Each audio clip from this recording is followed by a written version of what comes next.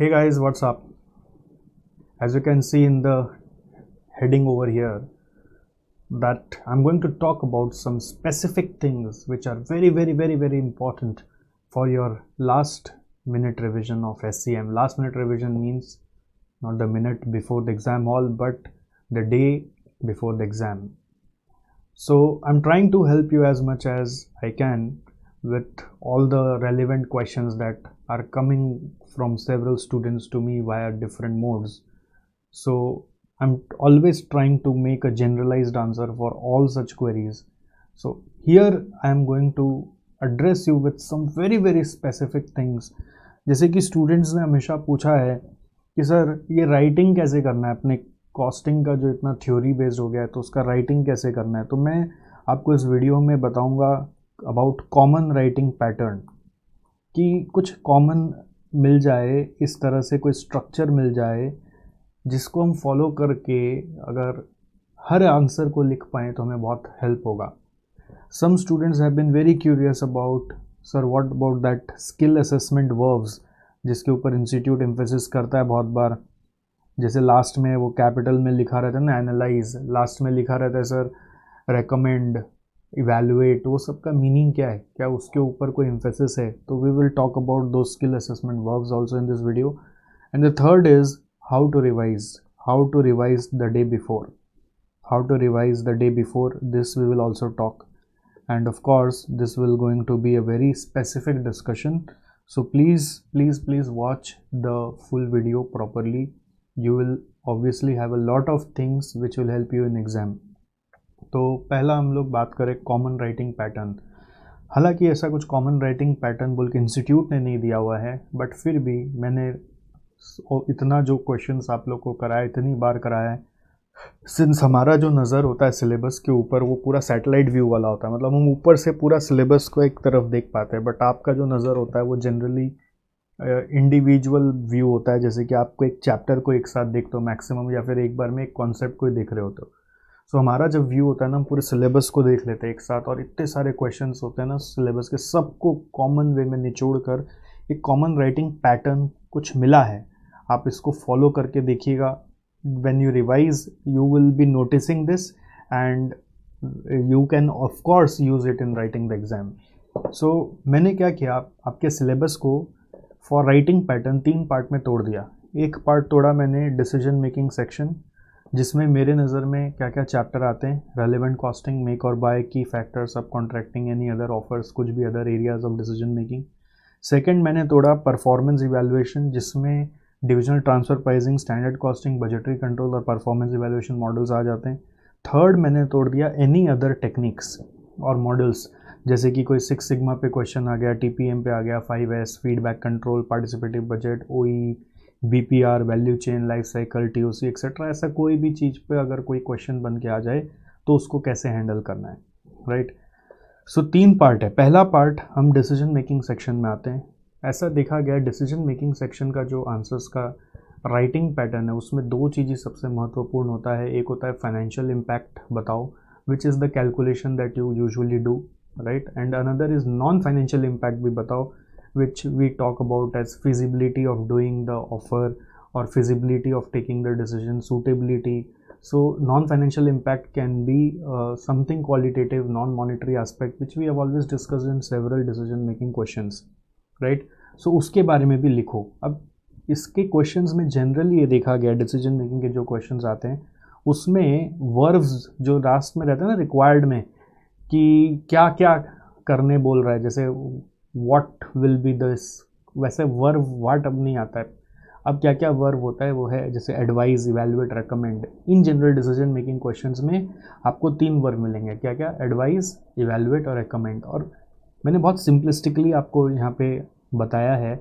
आप इस डॉक्यूमेंट को रीड भी कर सकते हैं मेरे साथ साथ, या फिर मेरे को भी ध्यान से सुने तो समझ में आ जाएगा। एडवाइज का मतलब क्या है, एडवाइस का मतलब है 1 और मोर चॉइसेस आप ला के छोड़ दो मैनेजमेंट के ऊपर, और आप मैनेजमेंट को डिसीजन लेने दो, आप कंप्लीट डिसीजन मत दो। When we say advise you can leave open ended answer, as in ये भी कर सकते हो वो भी कर सकते हो। जैसे हम भी किसी के पास एडवाइस लेने जाते हैं तो ऐसा नहीं होता है कि एडवाइज़र हमेशा एक ही रास्ता बताता है, एडवाइज़र हमेशा 2-3 रास्ता बता देता है और आप चुन लो फिर आपको कौन सा बेहतर लगता है। देखो ये सब जो जनरल बातें हैं यहाँ पे मैं जो बताऊंगा वो सब जनरल बातें, हो सकता है आपका क्वेश्चन कभी कभी ऐसा बन के आ गया एग्जाम में जिसमें 2-3 रास्ता निकल ही नहीं रहा है, तो आपको जो निकल रहा है वही बोलना है। ठीक है, जैसे कोई भी कभी होता है ना, कोई एडवाइज़र आपको एक ही चीज़ बता रहा है कि देखो तेरा सिचुएशन में तो भैया यही पॉसिबल है और कोई पॉसिबल नहीं है, तो जो पॉसिबिलिटीज़ हो सकती हैं वो आपको जनरेट करके छोड़ के आनी है। एज ए कंसल्टेंट आप अपने आप को सोचेंगे और सोचेंगे कि कंपनी आपके पास आके एडवाइस लेना चाह रहा है, तो as an advisor you should always try to give them multiple option and leave them to decide according to the situation.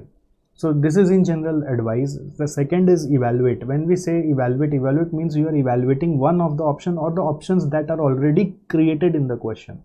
जो क्वेश्चन में क्रिएटेड है बस उसी के ऊपर आप बात करें, उसी को हम बोलते हैं इवेल्युएट करना, क्रिएटेड ऑप्शन को। और बट उसका हमेशा दोनों एस्पेक्ट बताओगे, यानी पॉजिटिव एस्पेक्ट भी, नेगेटिव एस्पेक्ट भी, फाइनेंशियल एस्पेक्ट भी, नॉन फाइनेंशियल एस्पेक्ट भी। करे तो क्या होगा, ना करे तो क्या होगा, हमेशा दोनों एस्पेक्ट बताओगे। ऐसा नहीं कि सिर्फ वन साइडेड बता दिया। कुछ करते वक्त उनको क्या अदर चीज़ को भी ध्यान रखना है कि because of this reasons it might be unprofitable also, because और अगर अभी अनप्रॉफिटेबल दिख रहा है फाइनेंशियली तो बिकॉज ऑफ दिस रीजंस ये लॉन्ग टर्म में जाके प्रॉफिटेबल भी हो सकता है। तो that is evaluate. The third is recommend. Recommend में हम लोग क्या करते हैं, we try to create multiple options. Question might not have given different options but we try to create, कि आप ये भी कर सकते हो, आप वो भी कर सकते हो, आप ऐसा भी कर सकते हो। सो आप जितना ऑप्शन हो सकता है अपना मन से सोचो। अब ज़रूरी नहीं है कि आपको बहुत सारा ही सोचना है, आप 2 या 3 ऑप्शन सोच लो। नहीं क्लिक कर रहा है तो जो है उसी के बारे में बात करो। बट एक्चुअली रेकमेंड वर्ब का मतलब होता है कि we should give them 2-3 options and also we should evaluate each of the option and then we should recommend also which of this is better. Ideally recommendation means you need to give 2-3 options and then evaluate each of the option and then recommend which is the best. Okay, so recommendation कभी कभी ऐसा decision making question में हम लोग कई बार करते हैं, जैसे कि एक कंपनी है, उसका कैपेसिटी मान लीजिए खाली पड़ा हुआ है, तो उसको क्या करना चाहिए फॉर एग्जांपल। तो उसके पास ऑप्शन 1 आप अपने आप बता सकते हो, आइडल कैपेसिटी को भाड़ा लगा सकता है। ऑप्शन नंबर 2 वो अपना आइडल कैपेसिटी पे अपना एग्जिस्टिंग प्रोडक्ट को एक्सपैंड कर सकता है, वो अपना आइडल कैपेसिटी पे मेक और बाय का इवैल्यूएशन करके अपना रॉ मटेरियल को मेक कर सकता है, या फिर वो एक कोई नया प्रोडक्ट चालू कर सकता है। ऐसे मल्टीपल ऑप्शंस बनते हैं। वो मल्टीपल ऑप्शन कई बार क्वेश्चन में जिक्र किए हुए होते हैं डायरेक्टली और इनडायरेक्टली, आप उसी को क्लियरली पुटअप करते हो। फिर एक एक को इवैल्यूएट करके जब रिकमेंड करते हो तो अल्टीमेटली एक आउटकम आना चाहिए कि एंड में हमें क्या करना है। ठीक है, so you have to ultimately conclude in recommendation. So decision making question में आप एक बेसिक बात याद रखो कि राइटिंग पैटर्न जब भी होगा आंसर का, उसमें आप हमेशा फाइनेंशियल के साथ साथ नॉन फाइनेंशियल भी बताओगे। पॉजिटिव आया तो कुछ नेगेटिव बात भी करोगे, नेगेटिव आया तो कुछ पॉजिटिव बात भी करोगे। बेसिकली आप ऐसे बोल सकते हो, शॉर्ट टर्म लॉन्ग टर्म की भी बात कर सकते हो। आपकी शॉर्ट टर्म में ये हो सकता है और कोई लॉन्ग टर्म में जाके वो हो सकता है, या शॉर्ट टर्म में नुकसान है, लॉन्ग टर्म में फ़ायदा है, शॉर्ट टर्म में फ़ायदा है बट लॉन्ग टर्म में नुकसान है। कोई एथिकल ग्राउंड्स पे बात कर सकते हो। बहुत सारा फैक्टर्स होता है जो क्वेश्चंस में आपको दिख जाएगा। सेकेंड नंबर आ रहा है परफॉर्मेंस इवेल्युएशन रिलेटेड चैप्टर्स के ऊपर। जब हम एनालिसिस करते हैं कि उसमें कुछ कॉमननेस निकलता है क्या, यस निकलता है। जैसे कोई पर्टिकुलर मॉडल के बारे में आप बात करें, for example performance evaluation model chapter आपको याद हो, उसमें बिल्डिंग ब्लॉक मॉडल है, परफॉर्मेंस पिरामिड मॉडल है, बैलेंस स्कोर कार्ड मॉडल है। फिर डिविजनल ट्रांसफर प्राइसिंग में अगर आप बात करो तो उसमें ROI है, RI है, सेंट्रलाइज सिस्टम है, डिसेंट्रलाइज सिस्टम है। तो हर एक का मॉडल होता है। Basically this is we call as model. मैं इसी को मॉडल बोल रहा हूँ कि एक मॉडल है, राइट। जैसे स्टैंडर्ड कॉस्टिंग में आते हैं तो प्लानिंग वेरिएंस, ऑपरेशनल वेरिएंस के साथ वेरिएंस एनालिसिस होता है, और एक प्लानिंग ऑपरेशनल वेरिएंस के बिना भी वेरिएंस एनालिसिस होता है। सो नया system planning and operational variance जो आपको सिखाया जाता है उसका वो एक मॉडल है, तो उस मॉडल का पहले डिस्क्रिप्शन थोड़ा सा देना पड़ता है। फिर सेकेंड नंबर होता है परफॉर्मेंस इवैल्यूएशन करने के लिए आपको कुछ नंबर्स चाहिए जिससे आप कंपेयर करोगे टारगेट क्या था, एक्चुअल क्या था। उस नंबर को मैंने यहाँ पे लिख दिया KPIs। KPIs कैसे फुल फॉर्म आपको पता ही है, की परफॉर्मेंस इंडिकेटर। तो KPIs is basically comparison of some numbers. Here you are going to have some numbers which you are going to compare. This numbers can be directly given in the question in some cases, and in some cases you may have to derive it by your own.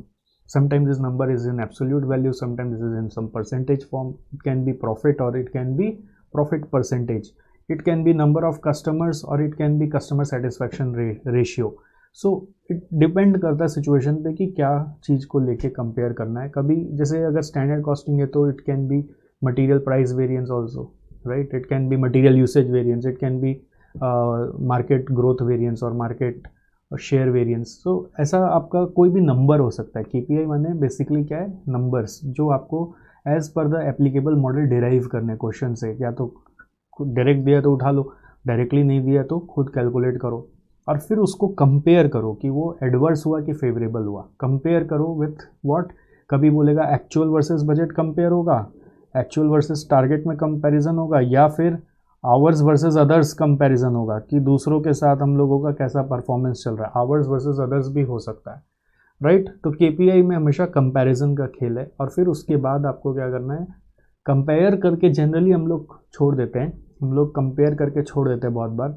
आपको extra एक आगे जाना है, तो extra ये कि उसका cause पता करना है, कारण कि रीज़न क्या है, what is the reason of this adverse और favourable situation, and if possible try to link it with other KPIs if it is applicable. जैसे एमपीवी का लिंक एमयूवी से करिए, जैसे कस्टमर सेटिस्फैक्शन का लिंक कोई प्रोसेस में चेंजेस लाया गया तो उससे करिए। So you have to always interlink with other KPIs.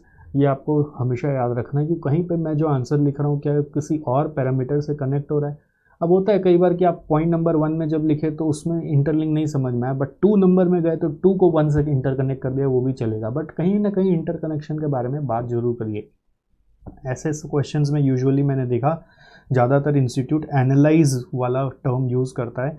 Analyse is basically you can say series of evaluation, series of recommendation. जब आप बहुत सारा वैल्यूएशन और रिकमेंडेशन एक साथ कर रहे हो तो एनालिसिस बन जाता है। तो एनालिसिस क्या है, डिटेल्ड एक्सप्लेनेशन पहले देना पड़ेगा इसमें करंट सिनेरियो के ऊपर, फिर उसका कॉज भी बताना पड़ेगा कि ये क्यों हो रहा है, अभी ऐसा ऐसा कारण क्या है इसका कि इसलिए शायद ऐसा हो रहा होगा।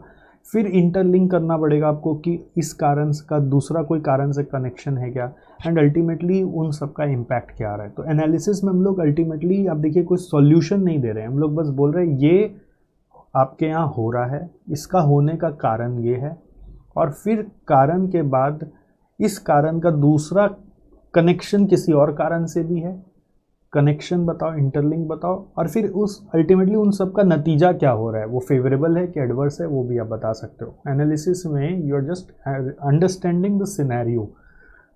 Okay, analysis is not about evaluating and giving one particular option as a recommendation. Analysis is about evaluating the entire scenario.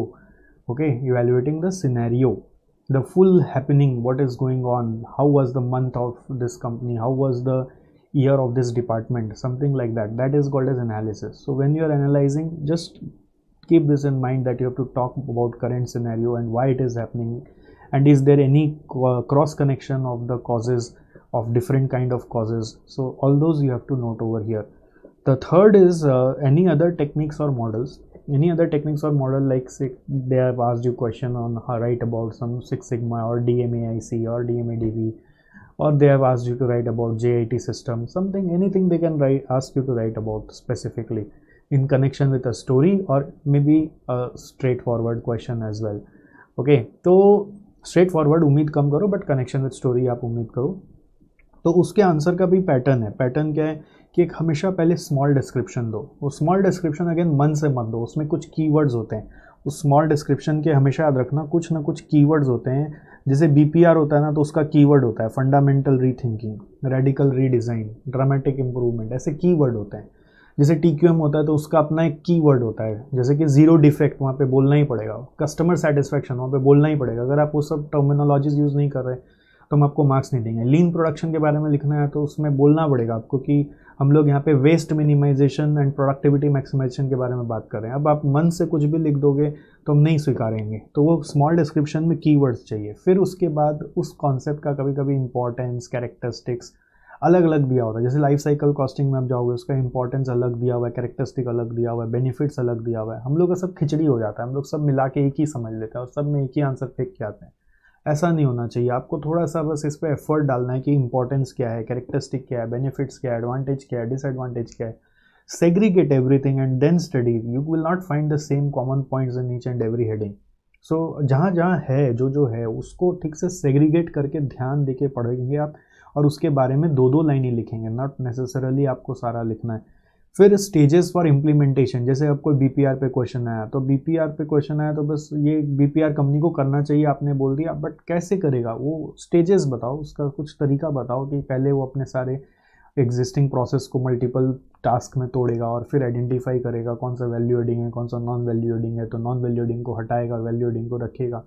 ये है स्टेजेस फॉर इम्प्लीमेंटेशन। ऐसे करके हर एक चीज़ का अपना स्टेजेस फॉर इम्प्लीमेंटेशन होता है कि वो कैसे इम्प्लीमेंट करेगा। मे भी हो सकता है किसी में स्टेज ना मिले, हो सकता है 2 लाइन ही लिख दो कि इम्प्लीमेंटेशन करने के लिए ये करना पड़ेगा, ठीक है। एक टीम होना, जैसे टारगेट कॉस्टिंग को इम्प्लीमेंट करने का बात करें तो बोलना पड़ेगा एक टारगेट कॉस्टिंग टीम होना चाहिए जो डेडिकेटेडली उस पर्टिकुलर डिज़ाइन पर काम करेगा और उसका कॉस्ट रिडक्शन करने के लिए इंगेज रहेगा। तो ऐसा आप एक लाइन लिखोगे तो समझ में आएगा आप इम्प्लीमेंटेशन भी करा रहे हो।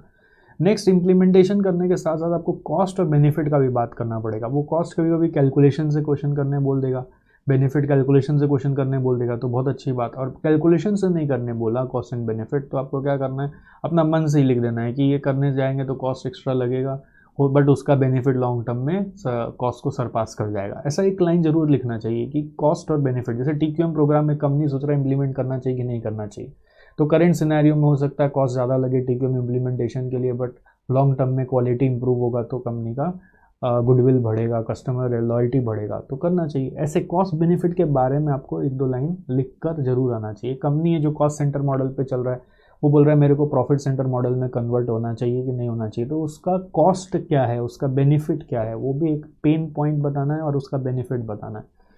And lastly, of course, whenever you are writing, don't just write straightforward things what you have studied or you could recall. You will always link your answer. देखो, for instance ऐसे करके लिखना होगा। For instance, in case of this company जिसका हम question लिख रहे हैं, जिसका हम आंसर लिख रहे हैं, for instance in case of this department ये ऐसा ऐसा कर सकता है, for instance in case of this bank, ऐसा करके आप इंस्टेंसेस हाईलाइट करते रहेंगे फ्रॉम द करेंट सिनेरियो, तभी आपका आंसर परफेक्ट बनेगा। जितना ज़्यादा से ज़्यादा हो सके देखना कौन सा चीज़ कहाँ पे भिड़ रहा है। एग्ज़ाम में एग्जामिनर ये नहीं चेक करेगा कि एग्जैक्टली आपका जहाँ से कनेक्शन होना चाहिए वहीं से हो रहा है कि नहीं हो रहा है। हो सकता है आपने जो कनेक्शन बढ़ाया वो ऐसा जगह बढ़ा दिया और लॉजिकली उसको एक्सप्लेन भी किया है, ठीक ही लग रहा है आपका लॉजिक, तो एग्जामिनर के पास जो आंसर है उसमें कोई और तरीके से एक्सप्लेन किया हुआ है उसके पास, तो वो मार्क्स देगा। इसमें ये पक्का पता है मुझे कि सजेस्टेड आंसर में इंस्टीट्यूट ने खुद क्लियर किया है कि even if students are writing alternatively but explaining logically they will be given full marks. तो आपको मैं पैटर्न समझा रहा हूँ। अब इस तरह के क्वेश्चंस में कई बार आप देखेंगे ये सब तरह का वर्ब्स यूज़ होता है। क्या लिस्ट करो, लिस्ट करो मतलब जस्ट नाम लिख दो, कुछ नहीं। स्टेट मतलब नाम लिख दो, स्टेट और लिस्ट एक जैसा ही होता है, बट स्टेट में थोड़ा सा हम लोग कभी कभी कहाँ नाम अगर क्लियर नहीं है तो बोलते हैं 1 लाइन का डिस्क्रिप्शन दे दो, बट वो 1 लाइन का ही होगा और ज़्यादा नहीं होगा। लिस्ट और स्टेट ऑलमोस्ट एक जैसा ही होता है। इलस्ट्रेट करने बोल रहा है मतलब एक एग्जाम्पल अपना मन से बना के बताओ तो किसको क्या फ़ायदा हो सकता है, ठीक है। जैसे इलस्ट्रेट पोर्टर्स 5 फोर्सेस, तो आपको हर एक में एक एग्जाम्पल डालना पड़ेगा। आप खाली ऐसे नहीं कि पोर्टर 5 फोर्सेस का नाम लिख दिया।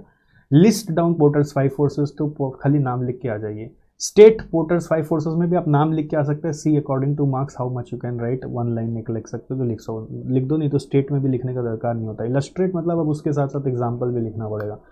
देन डिस्क्राइब आ गया। डिस्क्राइब मतलब करेंट सिनेरियो क्वेश्चन में होगा कुछ, उस सिनेरियो को कनेक्ट करते हुए अपना आंसर को डिफाइन करके लिस्ट जो बनाया ना, जैसे लिस्ट का ही पूरा डिटेल्ड डिस्क्रिप्शन को हम लोग डिस्क्राइब बोलते हैं। पहले लिस्ट जो बनाया उसी का वो एक एक करके पूरा डिटेल में डिस्क्राइब करो उसको, और उसमें करंट सिनेरियो जो क्वेश्चन में दिया हुआ उसको कनेक्ट करो।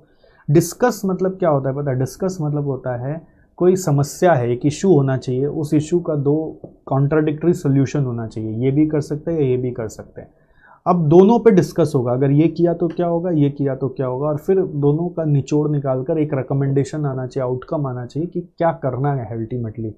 डिस्कशन में हमेशा यूजुअली हम लोग बोलते हैं कि there should be 2 contradictory opinions and then we should discuss on each of the pros and cons of 2 situations, and ultimately we should come out with one particular scenario. Maybe a question is asking that a company is thinking to implement GIT system against its current system. Question में ऐसा पूछ रहा है आपको, क्या company is trying to implement a value shop model for its service industry, for its service organization, ऐसा करके आपसे पूछ रहा है, तो उसका आपको 2 सिनेरियो बनाना पड़ेगा कि अगर नहीं करे तो क्या होगा, करे तो क्या होगा, और फिर दोनों में से डिटेल निकाल कर सबका अल्टीमेटली एक आउटकम बताना होगा कि वैल्यू शॉप मॉडल उसके लिए यहाँ पे जस्टिफाइड है कि नहीं है। तो आउटकम होना जरूरी, कॉन्ट्राडिक्टरी सिनेरियो होना जरूरी है। देखिए मैं ये जो होता है वो बता रहा हूँ, बट हो सकता है आपके एग्ज़ाम का जो क्वेश्चन है उसमें कई बार कोई दो सिनेरियो दिख ही नहीं रहा, आपको नहीं दिख रहा, तो जो दिख रहा है उसी पे करना। आपको बस डिस्कस करना है, मतलब थोड़ा और इलेबोरेटिवली बात करना है, एक आउटकम निकाल के छोड़ना है, ठीक है। तो क्वेश्चन स्पेसिफिक, सिनेरियो स्पेसिफिक, कभी कभी ऐसा हो सकता है कि जो मैं यहाँ वर्ब का मीनिंग डिस्क्राइब कर रहा हूँ वो लागू नहीं। एक्सप्लेन का मतलब क्या होता है, जैसे हम लोग पढ़ाते हैं ना तो एक्सप्लेन करते हैं कि हम लोग पहले एक टेक्निकल जार्गन लिखते हैं, उसके हिसाब से उसका डेफिनेशन लिख देते हैं, और फिर उसके बाद उसको अलग से सेंटेंस लिखाकर सिंप्लीफाई करते हैं। तो when it is asked about explanation, first you have to write the technical meaning, then you have to simplify those meaning by writing another sentence. First write a sentence which is very technical, second explain that sentence to simplify the previous sentence. That is about explanation. Explanation means पहले technical बात लिखोगे, फिर उसको explain करके simplify करते हुए चलोगे। So I hope this discussion is helpful for you to understand what will be the pattern। आप इस वीडियो को एक बार और सुन लेंगे तो और आपको clarity आ जाएगा। नेक्स्ट important discussion है कि revision pattern क्या होना चाहिए sir for the day before। Yes, see, keeping in mind the changing pattern of your CNU syllabus, you have to understand that you cannot study the way you have been planning to do. You have to first focus on what is most important. As you know that the theory based questions are more like, I will say 40 to 50% would be theory based, rest 50% would be practical based. Even practical will be backed by some kind of theory stuff as well. So for that, what is most important for your revision is of course the theory. So start from theory whenever say you are revising the entire stuff। से आज आपने exam दे के आप return किए हैं और अब आज शाम का टाइम मिलता है आपको, फिर कल पूरा दिन मिलता है, परसों भी हाफ डे मिलता है जिससे कि आप एग्ज़ाम देने जाएंगे। सो पहले आकर क्या करना चाहिए आपको, हमेशा पहले आकर थ्योरी लेके बैठ जाना चाहिए कि मेरे को वही करना है क्योंकि वही सबसे ज़्यादा आने वाला है, ठीक है। वो स्किप हो जाएगा तो फिर मैं कुछ लिख ही नहीं पाऊंगा, हाथ ही बन जाएंगे, कीवर्ड्स याद ही नहीं रहेगा तो गड़बड़ हो जाएगा, राइट। तो सबसे पहले क्या करेंगे हम लोग, start from theory, make sure you remember the points. ऐसा नहीं कि बस मोटा मोटा याद है सर, मोटा मोटा याद होने से आंसर की क्वालिटी नहीं आएगी। कीवर्ड्स और पॉइंट्स आपको याद रहना चाहिए। अब जैसे कि क्या क्या याद रहना चाहिए सर, कुछ समझाइए। तो मैंने कुछ ऐसे ही एग्जाम्पल्स लिखे भी कि क्या क्या याद रहना चाहिए। जैसे 8 पिलर्स ऑफ TPM आपको याद है कि नहीं है, ठीक है। 8 पिलर्स ऑफ TPM में आपको याद है कि नहीं है, ठीक है। तो इस तरह से TQM वर्सेस TPM आपको याद है कि नहीं है। 5S आपको याद है कि नहीं है JIT का। 7 टाइप्स ऑफ वेस्ट आपको याद है कि नहीं है। कॉस्ट एंड प्राइस कैरेक्टरिस्टिक क्या होता है PLC में, अलग अलग स्टेजेस ऑफ लाइफ साइकिल में जाता है तो कॉस्ट और प्राइस कैसे मूव करता है वो आपको याद है कि नहीं है। ऐसे नहीं कि हम बना लेगा मतलब कमज़ोर है, आपको ये सोचना है मुझे याद है कि नहीं है, ठीक है। देन बिल्डिंग ब्लॉक्स का ब्लॉक्स याद है कि नहीं है। की challenges in performance evolution of not for profit sectors आपको याद है कि नहीं है। बैलेंस स्कोर कार्ड का 4 पर्सपेक्टिव याद है कि नहीं है। CSF का सोर्सेज क्या होता है वो आपको याद है कि नहीं है। JIT के प्रिंसिपल्स कितने होते हैं वो आपको याद है कि नहीं है। DMA AC DMA DV का डिफरेंस आपको याद है कि नहीं। एक एक का डी फॉर खाली फुल फॉर्म नहीं याद करना है, एक एक का डिफाइन में मतलब क्या होता है, मेजर का मतलब क्या होता है, एनालाइज का मतलब क्या होता है वो मतलब याद है कि नहीं है। ABM का फीचर्स याद है कि नहीं। एक्टिविटी बेस्ड मैनेजमेंट, मेंटेनेंस का टाइप, फीडबैक फीड फॉरवर्ड का खाली मतलब पता होने से नहीं होगा, उसका गाइडलाइंस होता है इम्प्लीमेंटेशन का, वो आपको याद है कि नहीं है। पार्टिसिपेटिव बजट, इम्पोज बजट क्या होता है, उसमें उसका इम्प्लीमेंट करने से उसका कॉन्सिक्वेंसेस क्या होता है वो आपको याद है कि नहीं है। सेंट्रलाइज डिसेंट्रलाइज सिस्टम का एडवांटेजेस डिसएडवांटेजेस आपको ठीक से याद है कि नहीं है। एडवांटेजेस डिसएडवांटेजेस, ठीक है। यहाँ पर कॉन्सिक्वेंसेस इसका क्या हो सकता है इम्प्लीमेंटेशन का वो आपको याद है कि नहीं है। ROI वर्सेस RI का आपको ठीक से कंपैरिजन आता है कि नहीं। रिटर्न ऑन इन्वेस्टमेंट और residual income. Techniques for allocation of environmental cost, खाली नाम याद करने से नहीं होगा, एक एक का को अंदर में कैलकुलेशन भी ध्यान है कि नहीं हो कि वो क्या बोलता है। EMA का एडवांटेज डिसएडवांटेज आपको पता है कि नहीं है। वेरिएंस का सारा फॉर्मूलाज और फॉर्मेट्स आपको रिकॉन्सिलेशन वगैरह करने के लिए याद है कि नहीं है।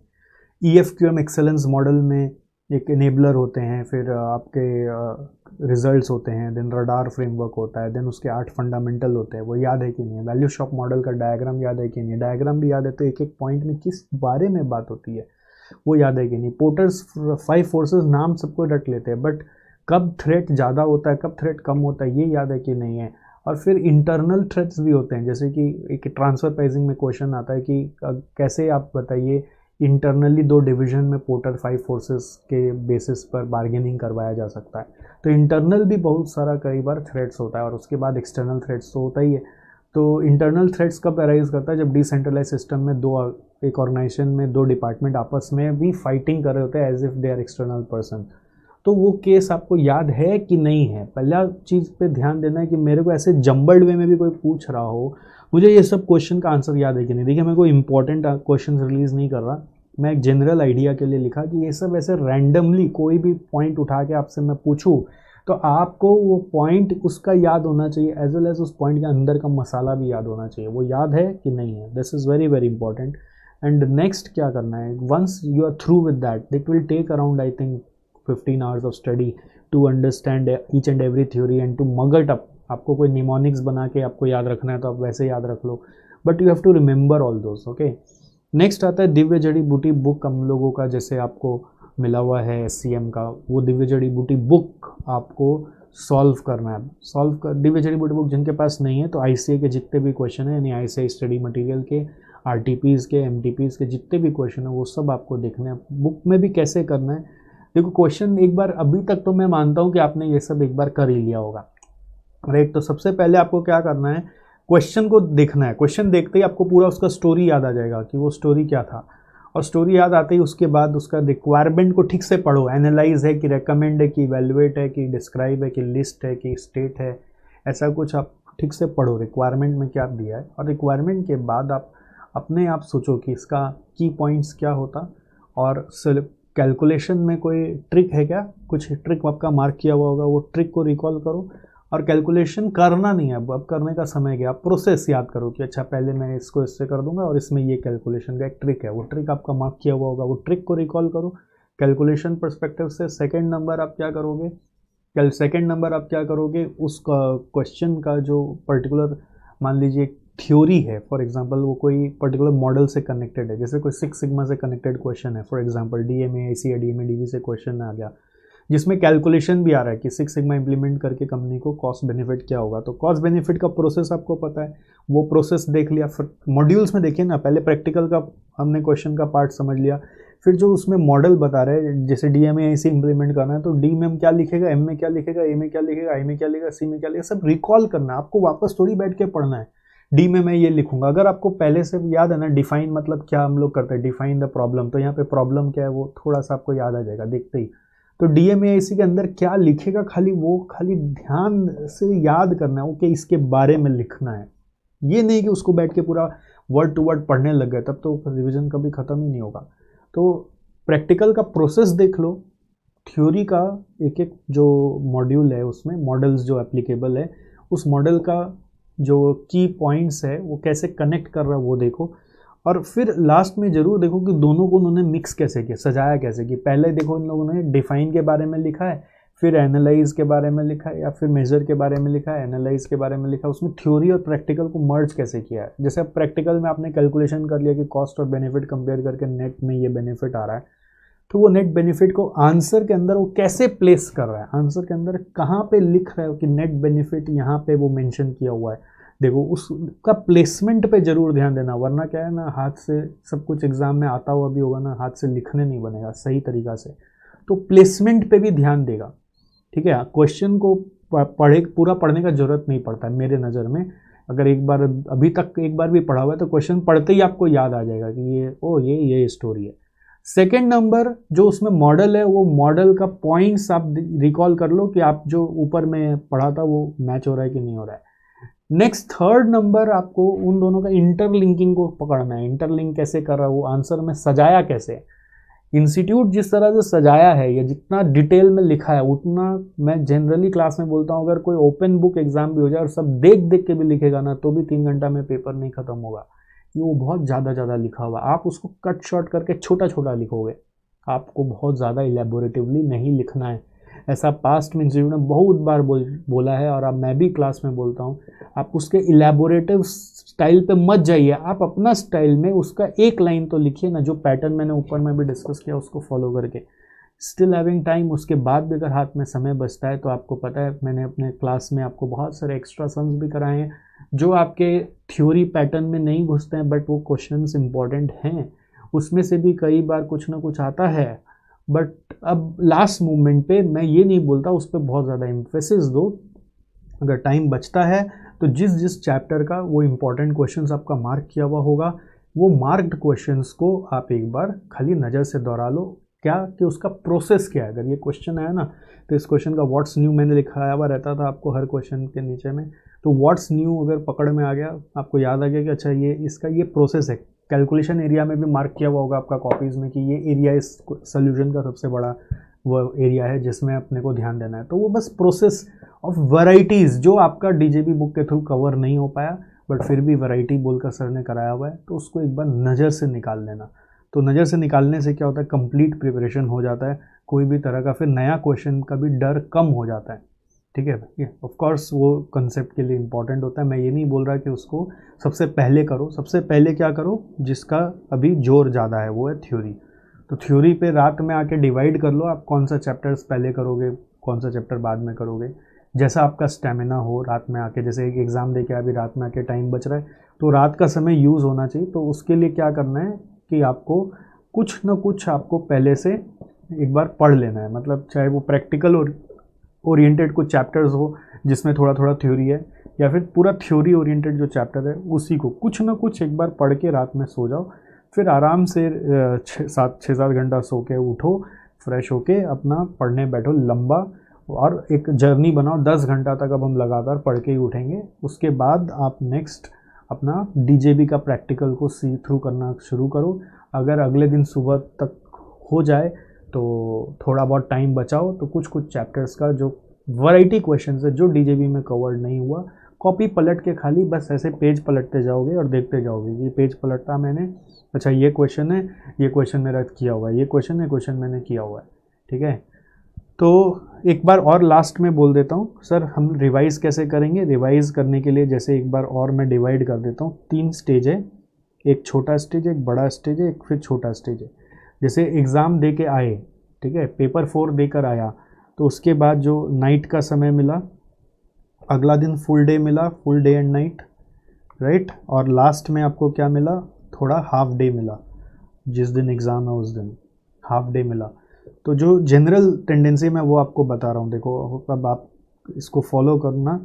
नाइट में आप चाहो तो कुछ प्रैक्टिकल्स का रिवीजन करके सो गए, प्रैक्टिकल का जो फॉर्मूलाज है या फॉर्मेट्स है, थोड़ा मतलब माइंड कैसा है उसके ऊपर है, वो पेपर 4 कैसा बीता उसके ऊपर सब कुछ निर्भर करता है। या फिर आप चाहो तो कुछ स्मॉल थ्योरी चैप्टर्स कर लिया, ज़्यादा लोड नहीं लेना है इसमें आके कि ओके बहुत ज़्यादा अपने को प्रेशर लेके अभी रात में ही ख़त्म करना है, ऐसा नहीं। नेक्स्ट फुल डे पहला target complete theory, all theories first, ठीक है। Then start with DJB book का प्रैक्टिकल या फिर आईसीआई का जितना भी क्वेश्चंस है उसका प्रैक्टिकल। सिर्फ आईसीआई मैट का क्वेश्चन से नहीं होगा, ICI mat DJB book is a supplement book for ICI mat, RTPs, MTPs जो भी है लास्ट 4 टर्म के, वो सारा आपको करना है। इसके अलावा पास पेपर्स भी सारा वो सब डीजेबी बुक में एक जगह आ जाता है, बट जैसा भी अब आपको सारा का एक बार गो थ्रू लगाना है। ये 2 काम आपको उस दिन करना है। अगर ये दोनों हो जाता है तो बहुत ही अच्छी बात है। यहाँ पे जो हाफ डे बचा इसको भी हम 2 पार्ट में डिवाइड करेंगे। इस हाफ डे में फर्स्ट पार्ट में अगर हुआ तो कुछ वैरायटी जो कॉपी में कराए हुए क्वेश्चंस है ऑफ ओल्ड टाइप क्वेश्चंस, वो अगर आपका किया हुआ है तो बहुत अच्छी बात है। हो सकता है नहीं किया हुआ है, हो सकता है सर मैंने आपका क्रैश कोर्स ही लिया हुआ है उसमें तो ओल्ड टाइप ऑफ क्वेश्चंस आप एक भी नहीं कराए थे, तो हमने कुछ एग्जांपल्स आपको ज़रूर कराए होंगे कुछ कुछ चैप्टर्स में जो ओल्ड टाइप के जैसा आपको लगा होगा वो आपको देख लेना। वैराइटीज़ था, वो वैराइटीज़ आपको देखना ज़रूरी है। और अगर आपका मान लीजिए एकदम टाइम ही नहीं है तो इसको मतलब लास्ट प्रायोरिटी पे रखिए, ठीक है। बट अगर टाइम है हाथ में तो ये कर देख लेना चाहिए, और फिर ऑफ कोर्स वापस से जो थ्योरीज़ है उसी को देखते जाना चाहिए। थ्योरी को देख के वापस रीस्टार्ट कर देना चाहिए। इनफैक्ट जो यहाँ पे देखा था उसको वापस देखो, या जो स्टार्टिंग में देखा था यहाँ पर उसको वापस से देखो। Theory will be restarted again, और करते करते आप एग्ज़ाम हॉल में चले जाओगे।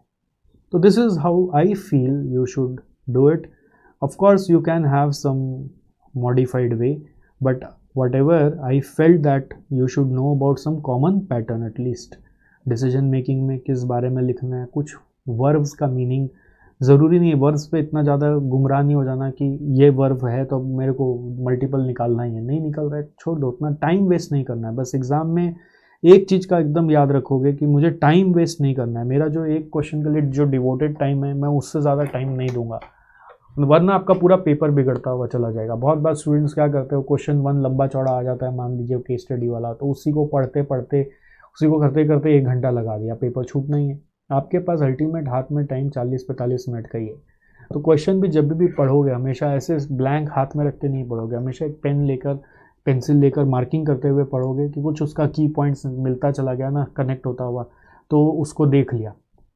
और एक हमेशा क्वेश्चन पढ़ने के पहले मैं हमेशा बोलता हूँ कि क्वेश्चन रीडिंग करने के पहले रिक्वायर्ड उसका पहले रीड करो, पहले रिक्वायर्ड को रीड करो तो ठीक से, और फिर क्वेश्चन को रीड करो। तो उससे क्या होता है कि आपका क्वेश्चन का रीडिंग टाइम है ना और ज़्यादा प्रोडक्टिव हो जाता है। जैसे अगर मान लो क्वेश्चन 1 आपका कंपलसरी है और वो करना ही है, तो उसका पहले रिक्वायर्ड पढ़ लो कि रिक्वायर्ड में क्या मांग रहा है। अब उस कॉन्टेक्स्ट में अगर आप क्वेश्चन को पढ़ते हो तो आप कुछ पढ़ते पढ़ते इंपॉर्टेंट चीज़ को हाईलाइट करते हुए पॉइंट पॉइंट मार्किंग कर लगाते हुए आगे आ सकते हो, जिससे कि आंसर लिखते समय उतना सोचना नहीं पड़ेगा। ठीक है, तो खाली हाथ नहीं पढ़ोगे, हमेशा रिक्वायर्ड को पहले पढ़ के फिर क्वेश्चन को पढ़ोगे तो you will feel more confident about a question, you will be able to save time and don't give excess time. मैं बोला ना, आप इलेबोरेट अननेसेसरी मत करना, क्वेश्चन लिखा डिस्कस करो, अननेसेसरी डिस्कस मत करना। जैसे आपको क्वेश्चन में याद आ रहा है कि मैं एक पॉइंट का इंपॉर्टेंस भी लिख सकता हूँ, कैरेक्टरिस्टिक भी लिख सकता हूँ, इम्प्लीमेंटेशन भी आता है, मेरे को सब आता है, बट सब को जस्टिफाई करने के चक्कर में पेपर छूट नहीं जाए, इस चीज़ का ध्यान रखिए। हमेशा ये सोचिए कि मैं पूरा पेपर कैसे करूँ, जितना ज़्यादा अटेम्प्ट करोगे उतना ज़्यादा मार्क्स आता है। इसलिए थोड़ा 1-2 आइटम यहाँ पे से कम भी हो जाएगा ना तो कोई खास बात नहीं है, कोशिश करके पूरा पेपर अटेम्प्ट करोगे हमेशा। ठीक है, I hope this has been helpful to you, I just hope and wish you all the luck for your upcoming exam. Okay, so thank you so much, wish you all the best.